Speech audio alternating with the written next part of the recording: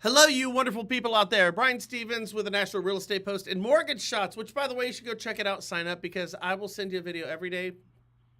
Not going to spam you, and I won't sell your information off. It's really kind of a good gig.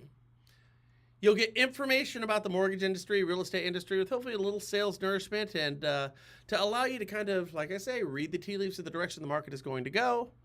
And today is no different. I got to tell you, these are really volatile times right now. We all understand that. Our normal indicators that we could use in years past to determine the direction the market's going, those are gone. The reason they're gone is we've had way too much government involvement in the mortgage and real estate space in a manner that has taken our regular indicators and it have left them dead on arrival. We cannot go ahead and look at jobs reports, employment numbers. We can't look at inflation to go ahead and determine what's going to happen with the market. Why is that? Well, when you give away $7 trillion and you dilute the United States dollar by a full 25% and inflation goes through the roof, which is an inevitability of that, home prices go up and we create a market based on 2% interest rates. And of course we don't and will not see 2% interest rates again. And that's the reason why people aren't selling their houses. That's how you screw a market up. But that's neither here nor there because I can bitch, piss, and complain about how the market is getting bad, but it does nothing to help me as a mortgage loan officer or a real estate agent. So what we want to do is say, hey, listen, pragmatically, here's where we're at in life. Let's find a way to go wring the neck of this market. Now, if you want to have a conversation with me or talk about being on my team, because we do marketing in a way that nobody in the country does. Lemmings doing the same thing. Everything we do is self-sourced. It comes from our team, and we crowdsource. Not artificial intelligence, but actual intelligence. But before I go on a diatribe and get up on my soapbox and start screaming why I'm right and everybody's wrong, because nobody wants to hear that, and frankly, it's not even true. But we certainly have opinions, and what I'd like to hear is your opinions about what we're talking about in the comments down below. If you guys are ready, well, let's just jump in and get this bad boy going.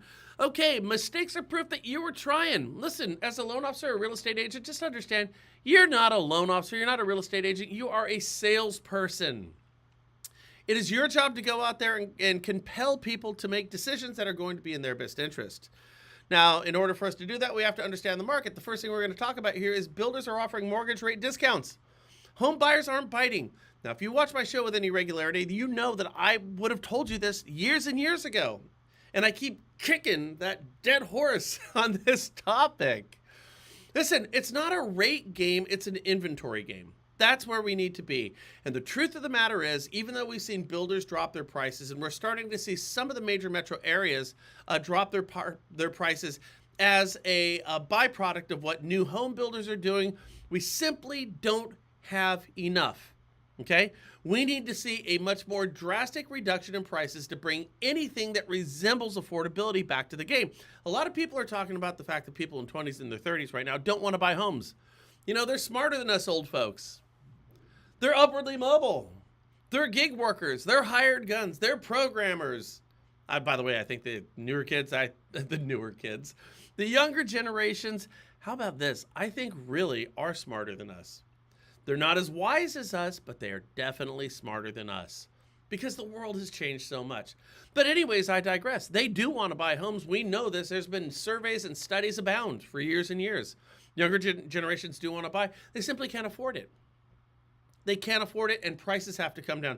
We can't tool around with rates by a quarter here, a half there, or even a full percentage point. We need to see significant and drastic cuts in home prices.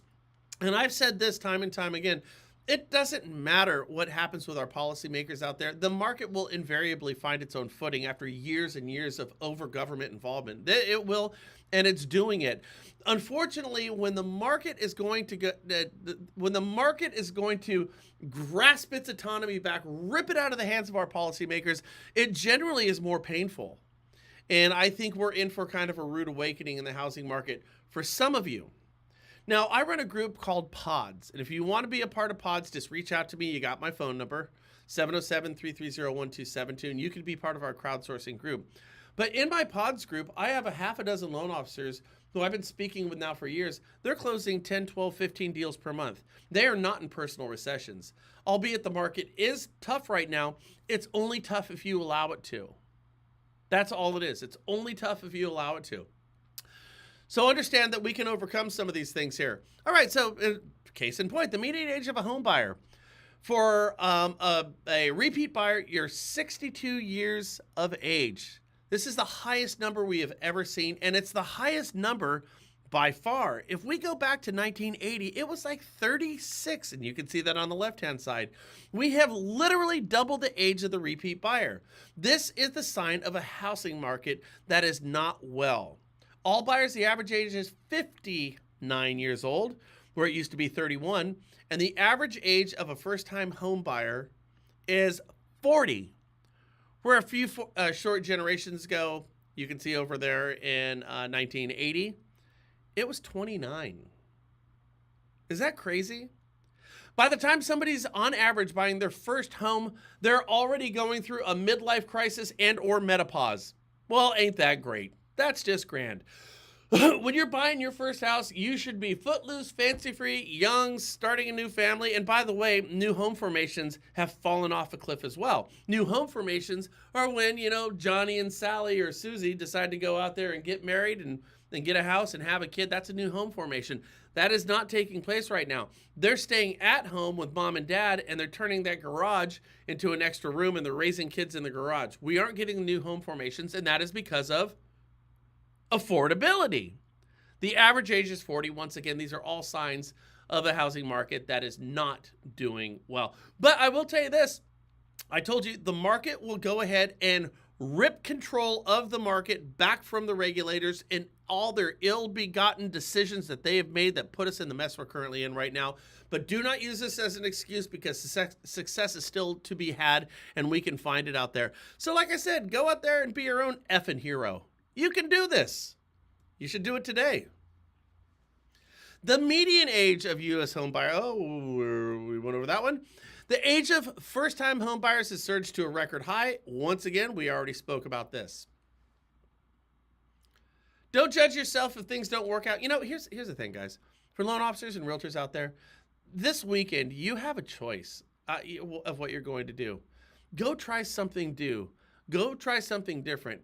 And do it because, and that pertains to your business, and do it because you need to start to retrain your brain to think as fluidly as the market is. Your marketing and your brain needs to be a reflection of the insanity and the crazy dual nature of what we have to deal with in the mortgage and real estate market. And when you decide to get outside of your comfort zone, where you get comfortable being uncomfortable, it's very easy for us to be Debbie Downers on ourselves. Because you might find somebody who says something, a little snicker, or gets persnickety with you about some of your marketing. But you know what? These are people who are too afraid to try it, and they're jealous of you. Go out there and try something different. One, because it might just work, and you'll never figure it out unless you give it a shot. And two, it starts to train your brain to think other than what you've been doing for years and years, which got you to exactly where you're at right now. Now, if you're one of these people closing 15, 20 deals a month, reach out to me, let me know what you're doing so I can share it with other people. But if you find yourself in something of a predicament right now, just understand, change what you're doing, change for change's sake. Do not judge yourself. Take that in perfect action, and don't judge yourself too early on in the process, because you might just be a diamond underneath, right? The median age of a first-time homebuyer in the United States has surged to 40 years of age. This is up from a median age of 33 in 2021. God, that was just a few years ago. We've raised the age by 7 years. Since 2021? Man, that's big. 29 years of age in 1981. So for a full 4 decades, the age raised by 4 years. Now, in 4 years, the average age has raised by 7 years. Guys, this is a compound effect. This is not good. Do you see? We went whoop. That means people are checking out. Now, I'll tell you, as a real estate agent or a lender, what you have to do is you have to get comfortable educating people. Education is marketing. You have to take these misconceptions about the market they're in right now and the products that we have and the ability to go in there and purchase a house today and fix that living expense. We have to get out there, and we have to be the tip of the spear on this. Those who understand that educating and dispelling the misnomers about our industry are the ones who are ultimately going to succeed, and they will be the top producers of tomorrow. Those who fail to pivot, the top producers of yesterday, because they're stuck in their ways, they will not be here in a couple of years. Think about this. Independently owned mortgage companies who were the biggest in the country prior to the 2008 meltdown. Where are they at right now? Well, I'll just give it to you so you don't have to think too much about it. They're all gone. All those mortgage countries, or all those mortgage countries, I was going to say countrywide. That would be one of the big ones. They're gone. Because they were unable to go ahead and make the changes necessary for the constant fluid changing market that we're currently in. You got to change your thinking, guys. It is wildly important, and part of what we have to do is education.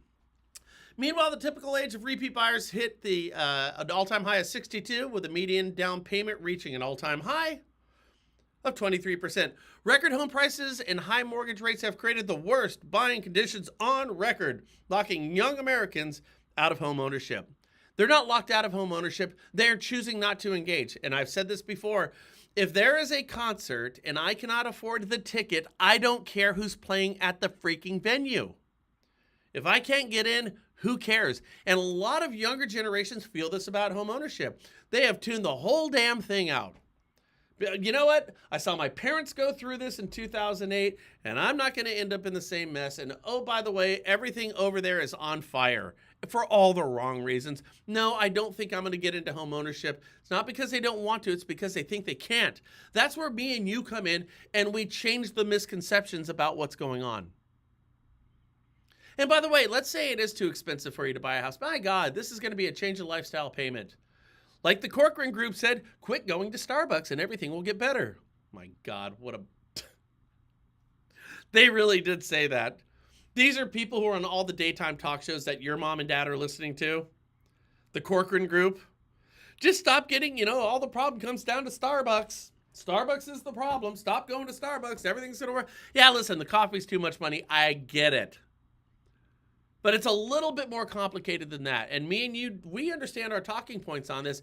It is your job, and us as a collective, we can actually go out there and fix some of this stuff. But it is not necessarily about rates. It's not conditions. Younger people are not on the outside looking in, but they have tuned everything out. And as a consequence of this, the United States turnover on properties is at the lowest rate in decades. Home sales per 1,000 homes in the first 9 months of this year is, 27.7 homes. Fallen off of a freaking cliff. Once again, just about the lowest ever in history. It's not just the young people who aren't buying, it's everybody who's not buying right now.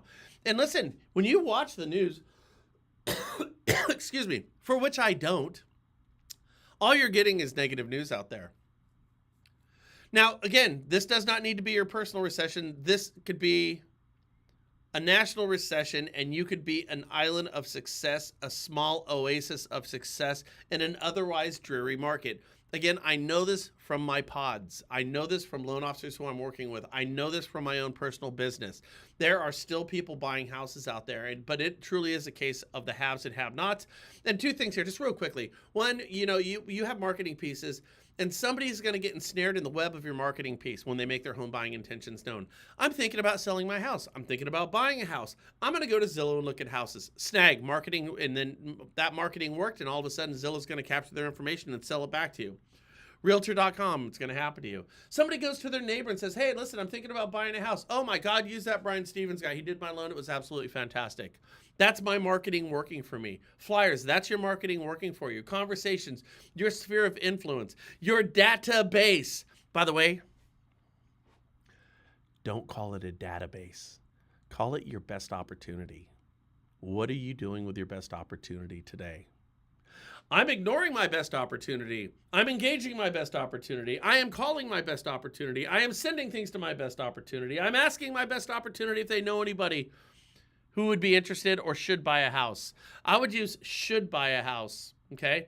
Don't say who wants to buy a house because we already know the answer. Let's get them thinking. Words, scarcity of words. The economy of words is very important. In sales, if you want to be tactical about this, do you know anybody who should buy a house?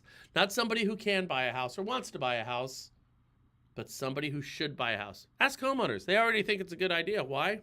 They own a house. Duh. Okay, so what we're looking at here is our national debt over the course of the last month. Those aren't years, my friends. Those are dates. That is October 1st to October 31st. We're currently at $38.04 trillion in debt. Nothing to see here. But I want you to look at where this whole thing started.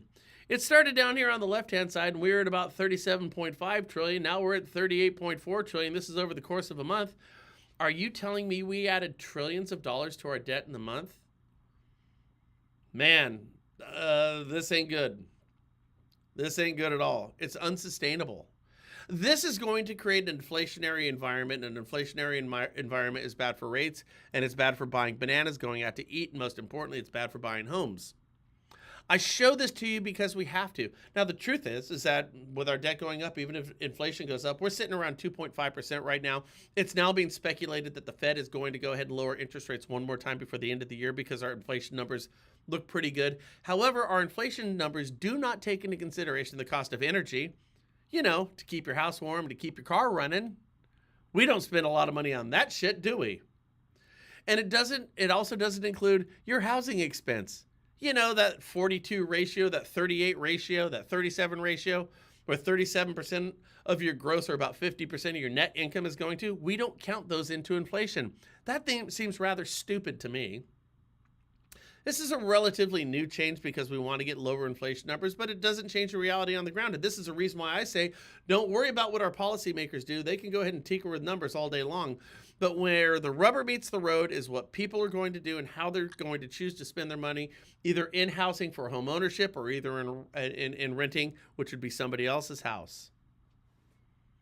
Right now, people are buying homes. We just have to be the ones who are doing those loans, listing those homes.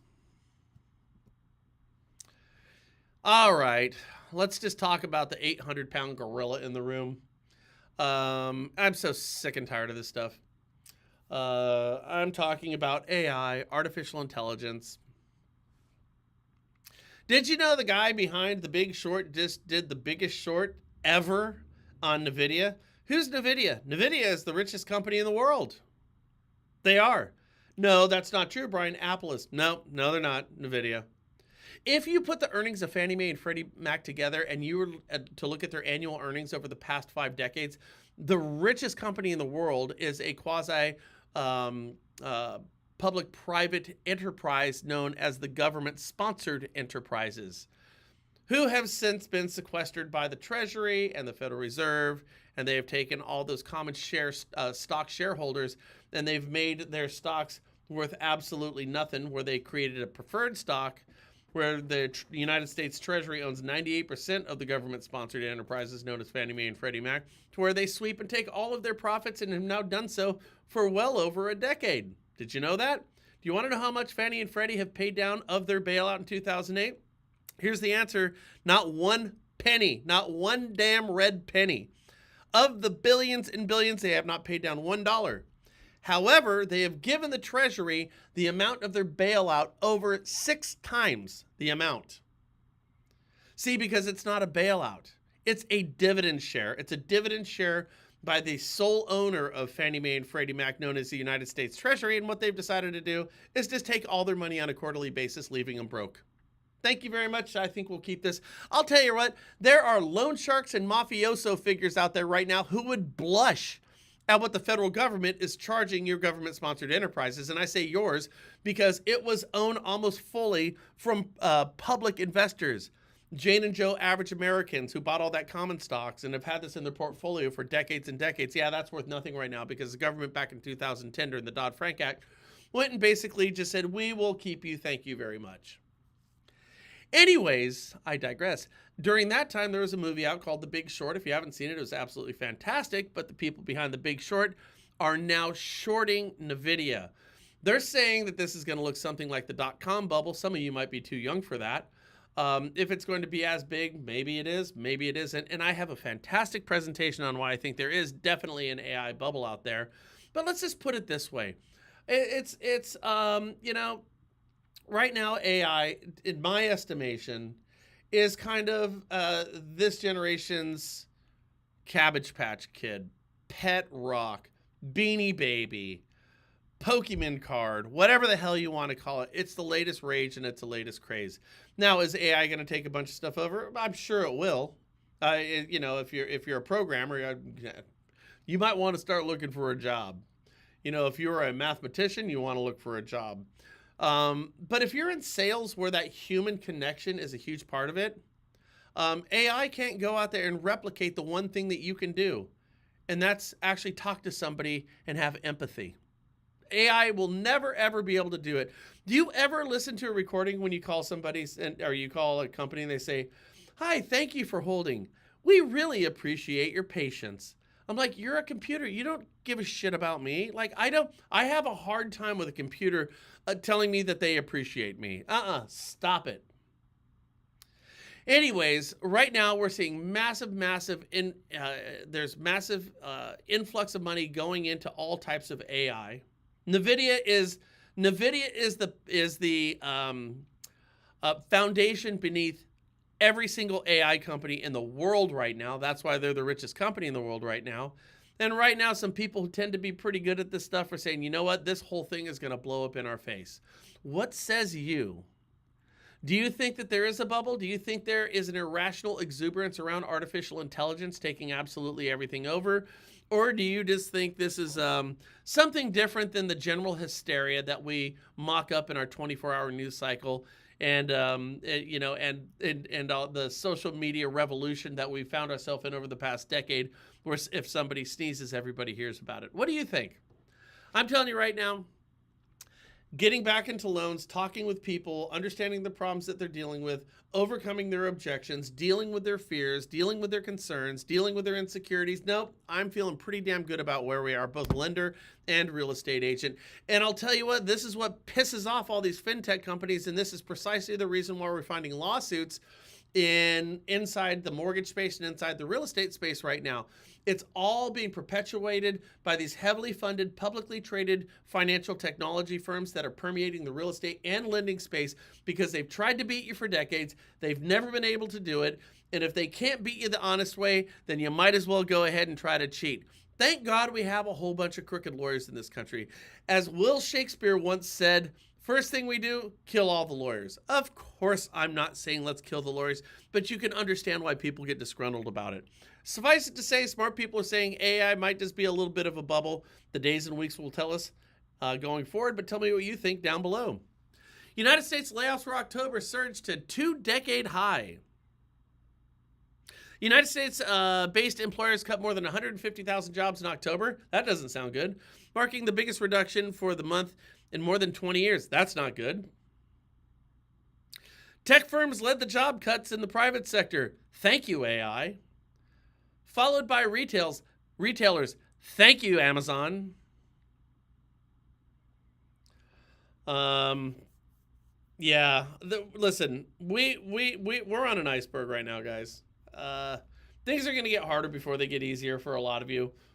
But the truth is, as things get harder, they will proportionally get more affordable. And when affordability comes back, things are hard. Okay, here's everyone else who's not in real estate lending. We're going to be up here because affordability is a blue light sale and everybody loves a sale. We are going to, no, what do they call it? Is it Black Tuesday, Black Monday? Is it Black Monday? We're basically going to have, for the first quarter of 2026, is going to be a month-long Black Monday where people are going to start listing their houses and buying houses because we're going to see about another 15 to 20% haircut. And I'll tell you right now, all the media is going to say it's a horrible thing, how Trump's a total a-hole. I don't care what you think about Trump. This isn't political. And how we've lost trillions upon trillions of dollars in wealth. I would argue that we've never had those trillions of dollars in wealth, and we have irrational exuberance about the housing market. We've had it for a couple of decades, and what we're simply doing is bringing normalcy back. And when we do, properties will continue to move, and we will start to pulse that lifeblood through our communities, and things will get better, and you as a loan officer or real estate agent will be a benefactor for that. The Mortgage Bankers Association, the application decreased in the latest weekly survey. As we've seen over the past couple of days, we've seen interest rates creep up a little bit. We're probably going to see that happen once again, but just as quickly as that's going to happen, as I told you a couple of days ago, it looked like the Fed, based on what we heard from Jerome Powell, was not going to have any more cuts for the 2025 calendar year. However, it now appears, based on our inflationary numbers, that might be changing right before our eyes. Mortgage applications decreased by 1.9% from 1 week earlier. This is according to data from the Mortgage Bankers Association weekly mortgage application survey for the week ending October 31st, 2025. Don't like the weather, it's going to change. You don't like rates, they're going to change. So what's going on? Why are we having such a hard time? Delinquencies remain well below pre-pandemic norms. Okay, we get that. Strength across delinquency bands in September, both early stage 30 days and late stage 90-day delinquencies improved month over month as the vast majority of borrowers remained current on their mortgage payments. It's good news. Non-current rate improvement improved for most investors. The non-current rate delinquencies plus active foreclosures declined year over year among GSE by 3 basis points. GSEs, those are going to be your Fannie Freddie notes. VA, those are going to be your Ginnie notes by 4 basis points, and portfolio held loans by 17 basis points. FHA was a notable exception, rising 44 basis points. Isn't that interesting? Non-QM and everything Fannie, Freddie, Ginnie, with the exception of FHA, is doing just slightly better, and FHA is doing decidedly worse. FHA, guys, is always the one that's going to go first. That was the case in 2008 that we're just starting to notice. But let's keep going here. We're on point number 4. Foreclosure activity is returning to normal ranges. There were 103,000 foreclosure starts in Q3 2025, a 23% increase from the same period last year, but 18% below Q3 2019. Excuse me. So we are significantly up from where we were last year. 2 years ago, it was a different market. Things are getting exponentially much more difficult for folks, and we're going to see these numbers of chronic lates, 30, 90-day lates, pre-foreclosures, and foreclosures start to go up exponentially. What do you think? Am I wrong on this one? If you think I'm wrong on this one, just go out to eat. How's Chipotle doing these days? How's Vegas doing these days? Vegas is dead in the water. People aren't spending money right now. Mortgage originations by credit scores. Kind of interesting. In 2001, by credit scores. If we go back to 2019, 2020, 21, and 22, look at those 760 or above. The average credit score for somebody buying a house in the first and second quarter of 2021, the average credit score was north of 760. North. It's about 75% north of 760. That's that light blue line. Now the dark gray, that's people who are 720 to 759. North of 720. And if we go to 660 to 719, but we look at that collective, the light gray, the dark gray, and the powder blue, let's just put it this way. If you have a credit score that's below 660, you on paper can get a loan, but chances are you ain't getting squat diddly. There's a lot of reasons. People with lower credit scores tend to not save as much money. We don't have money for down payments and closing costs, and God knows that's gotten more expensive. But from a pragmatic lender or real estate agent's point of view, what we have to understand here is very simple. If you want to find people who are closing loans, you just got to find people who have money. Pains me to say that, but it is the truth, because we are not fulfilling our charter as loan officers, mortgage companies, or the government-sponsored enterprises, or HUD, which is to serve underserved communities. We are failing miserably in this endeavor, and it's happening systemically across all levels, all planes, everywhere in the country. Go back to the first quarter, the second quarter of 2003 and 4. Look at that. Look at the drastic difference. It's massive. Now, I will tell you this. Half the reason why we are doing people with such green credit who's got 760 credit scores is we have very quietly, and not talked about this, but we have changed the algorithms over the past couple of decades on how we determine somebody's credit score. We have made it wildly easier for people to get higher credit scores. Why did we do this? Very simple. During the 2008 meltdown, we decided that we could not extend credit mortgages to people with shit credit. So the thinking is what we do is we tighten up our underwriting guidelines, but that is not politically expedient for people. Oh my God, you're not going to give loans to these people or these people or these people. You know, we can't change our guidelines. No, no, no, no, no. Not politically expedient, because remember, there's a turkey in every oven, and everybody deserves a house. What we did, rather than change the criteria to get into home ownership, is we simply lowered the standards on credit scoring models to elevate everybody's credit scores. So now you can qualify where you otherwise simply would not be able to qualify. That's what we did. So somebody who had a 660 credit score back in 2005, that person now has a 760 credit score. You're telling me that these scores are up about 100 points? Maybe not 100, but pretty damn close. We have not changed our spending habits. In fact, if anything, we've gotten worse as we're carrying record debt to the tune of $1.8 trillion in revolving debt at record interest rates. Think about the car payments. We used to have $300 car payments. I had somebody with a $1,900 car payment. Can you believe that? We spend more extravagantly on credit cards today than we ever have. Presumably, that would be pulling down credit scores. But nationally, our credit scores, our average and our median, is going up and up and up and up. How in the hell is that possible with people maxing out their credit cards? Well, we changed the algorithm. That doesn't matter anymore. Student loan debt, we're not going to count it. All that medical shit, don't worry about it. That's what we're doing. But suffice it to say, if you're a loan officer or real estate agent and you have somebody who's less than 660 right now, I am not telling you what to do, because we need to give a good college effort to everybody. But if you have somebody with a 659 credit score, a 640 credit score, I know mathematically that their chances to get a mortgage, they're these little, right down here. It is this yellow and blue right down there. That's their chance.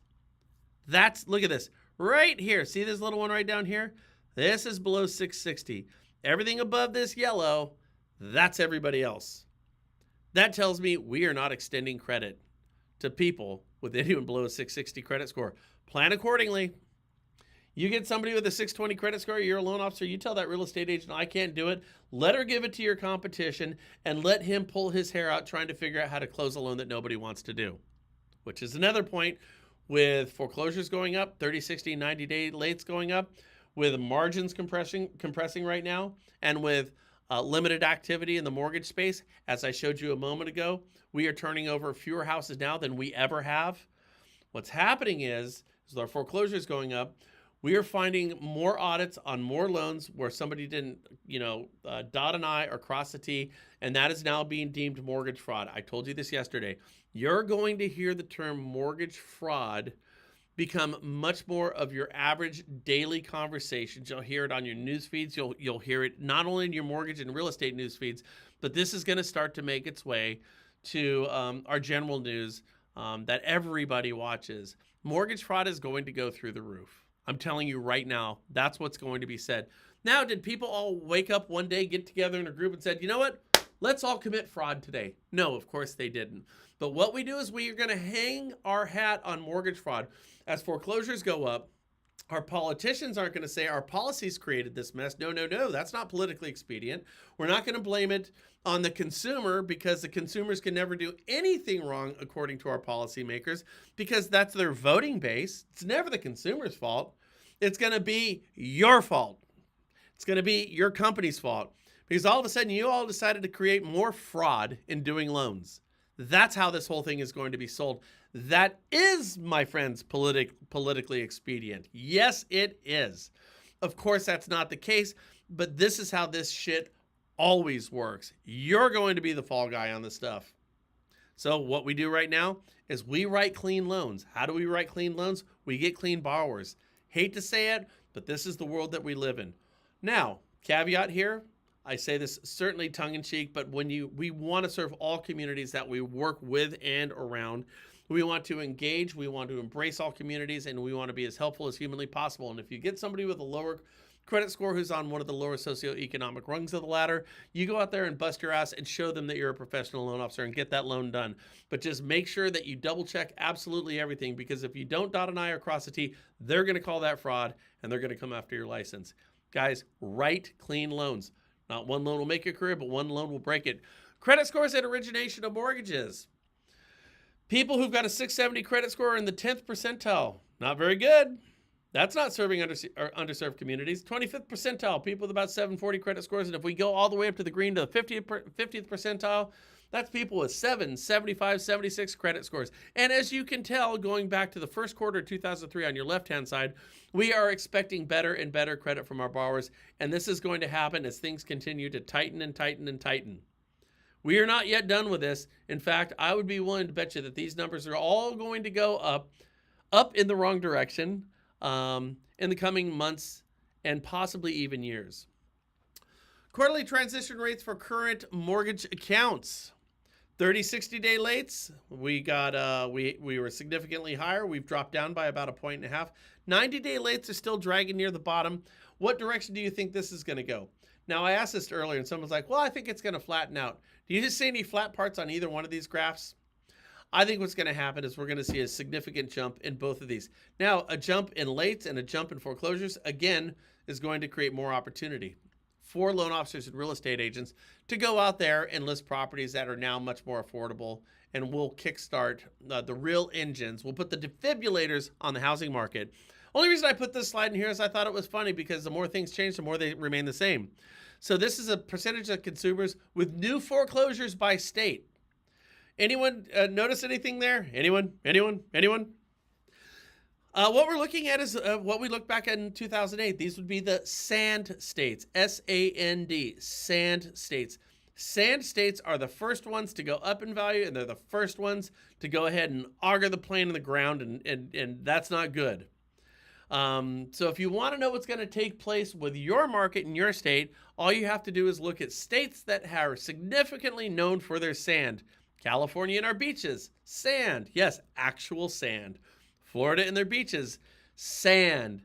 Arizona, not their beaches, but, well, if you've ever been out there, there's a lot of sand. Nevada, different color, but still sand. Yeah, it's actually the sand states. And they're the ones, they're the trend setters for what takes place in the rest of the housing market.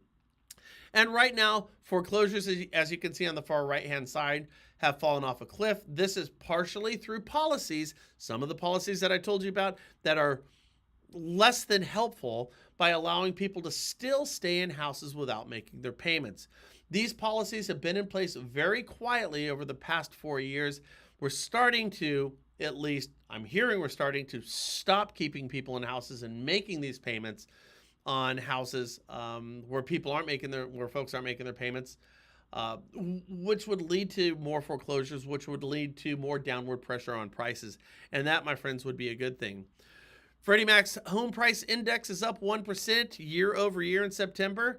But you notice we have our average where they're neither going up nor down. That would be the zero line, the black horizontal line in the middle. So even over on the right-hand side, we've seen that massive precipitous drop-off in the 21-22 calendar year where it fell off a cliff. And then we saw a little reprieve over here, and then we saw prices drop again. But we are still seeing property values go up.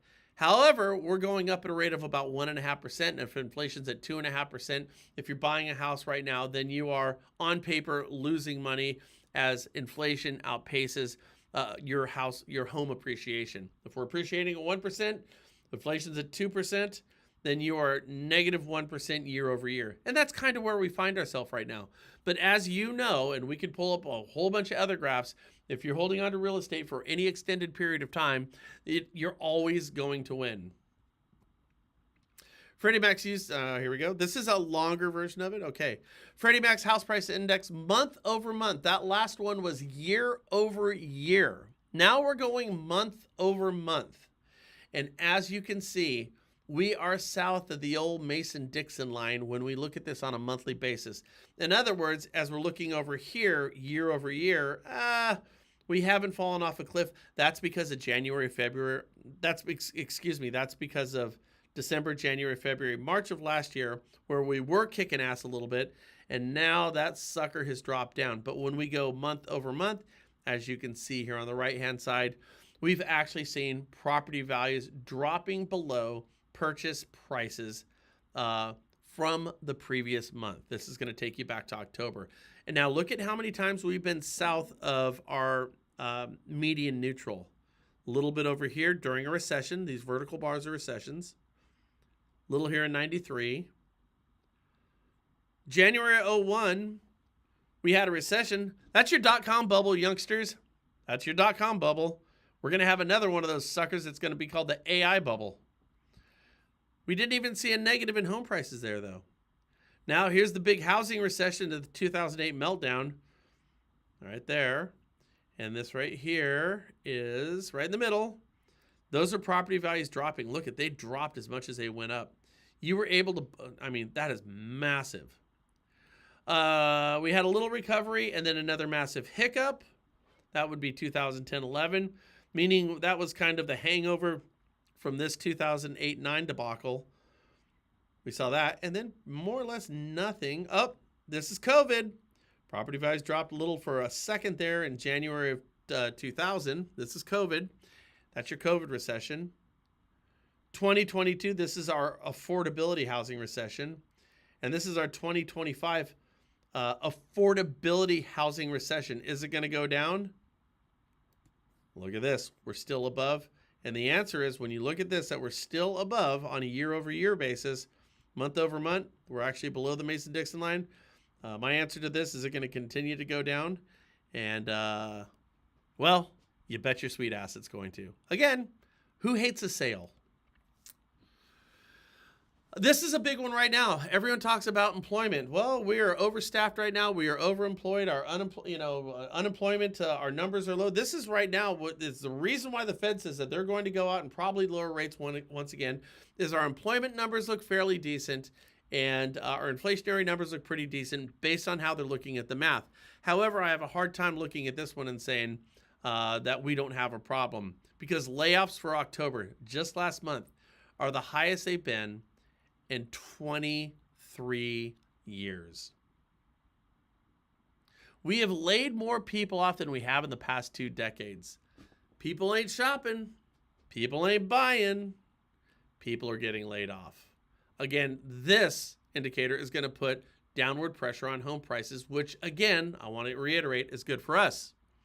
Delinquencies, student loans, well, we saw that one coming. Auto loans, canary in the coal mine, have gone up significantly. That's a green line. Credit cards, gone up significantly since 2021. That's another canary in the coal mine. And home delinquencies have gone up as well, just not as much as student loans, auto loans, or credit cards.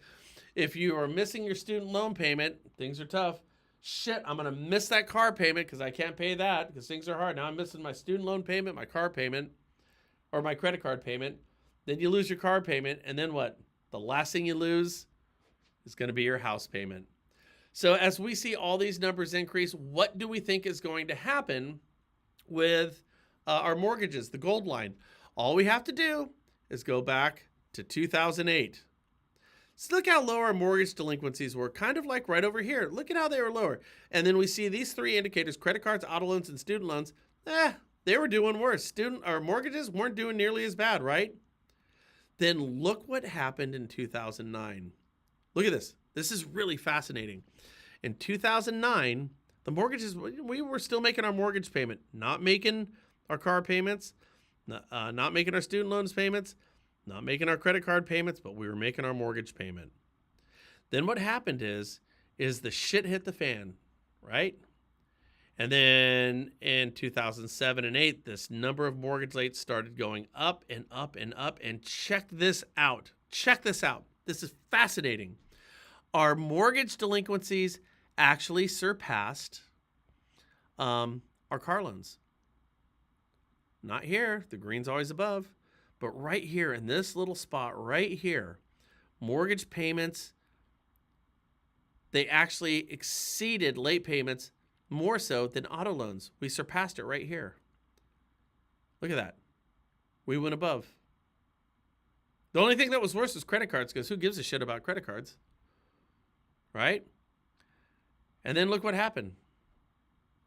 Once we got out of the housing debacle, see this little bump right here? That bump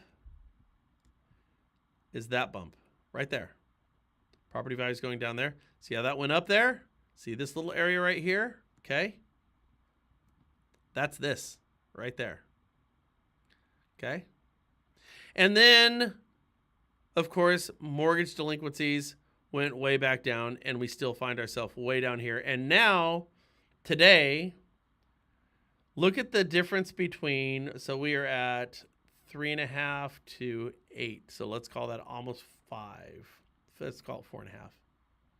4.5% difference here. Look at over here. Boop. Pretty damn close, huh? But when the shit hit the fan, mortgage delinquencies outpaced auto delinquencies. And then when things went back to normal, mortgage delinquencies once again went where they're supposed to, down at the lowest delinquency and foreclosure rates. So now we're finding our auto loans, our auto delinquencies going up, right? So are we going to see this, which happened in 2008, 9, and 10, where mortgage delinquencies outpace everything but credit cards? Are we going to see our delinquencies and our foreclosures once again surpass student loans and surpass autos as being more delinquent? And the answer is yes. Why is the answer yes? Guys, it is this simple. It's going to be yes because here's how it goes. And I remember, his name was Jason. We're just going to call him Jason H. He ran an auto dealership back in 2008. 9, 10, 11, that area. And he bought a house for me back in 2005. And he came back in 2009, and he wanted to buy 3 more homes. This was when nobody was buying homes. He's about my age. We got to know each other. He's a cool guy. And he was sitting there very smug across the desk from me. And he goes, Brian, he goes, I bet you wish you could trade places with me right now. He goes, I used to want to be you. He goes, now you're going to want to be me. I go, why is that? He goes, because everybody's buying cars and nobody's buying houses. And I go, Jason, why is that? I shit you not, I remember this. And he goes, well, think about it, Brian. He goes, when things get tight and tough for people, they're going to keep, they're going to get behind on all their bills, figuring they can go ahead and make everything work out. But once they realize that they can't, things don't work out, they're going to quit making their credit card payments because there's no recourse for that. He goes, but they'll keep making their car payment more so than their house payment because they can always move in with somebody else. They can always rent a house. But if you don't have a car, you can't go to work. So what happens is people are letting their houses get foreclosed on while still making their car payment because to some degree, practically speaking, that's more important. And once that house gets foreclosed on, the first thing they want to do is feel better about themselves. And the way they do that is they go out and buy a new car. And in the car industry, if you've been making your car payment for 6 months, I can get you a loan. I don't give a shit what the rest of your credit looks like. So your house gets foreclosed on, they pocket a couple of dollars, they put some money down, and everybody is buying a new car. That's a coping mechanism. And it's a reasonable, rational coping mechanism. Don't agree with it, but I understand it, okay? So we are going to go back to that model. That is precisely where we're headed, where when foreclosures go up, those car payments are going to start getting made again, and we're going to see mortgage foreclosures surpass mortgage delinquencies in the next 2 years. You heard it here first, and that is precisely, my friends, the reason why. Hey, listen, all of this stuff brings affordability back. Don't let any of this scare you or deter you. What you need to do is take what you've learned today, go watch my other shows, and bring this information out to your realtor partners out there and go consumer direct and say, listen, buying a house is a good time. Even if it's cheaper tomorrow, rates will probably be higher tomorrow. Buying a house is a good time. Affordability is coming back. And houses, the last time I checked, is the only investment that you can raise your kids, build memories in, and live in on a rainy day. Speaking of which, I think we might have a little rain out tonight, and I think I'm going to have a fire, so I got to get going. Reach out with any questions. Would love to talk with you guys. Let me know what you think down below.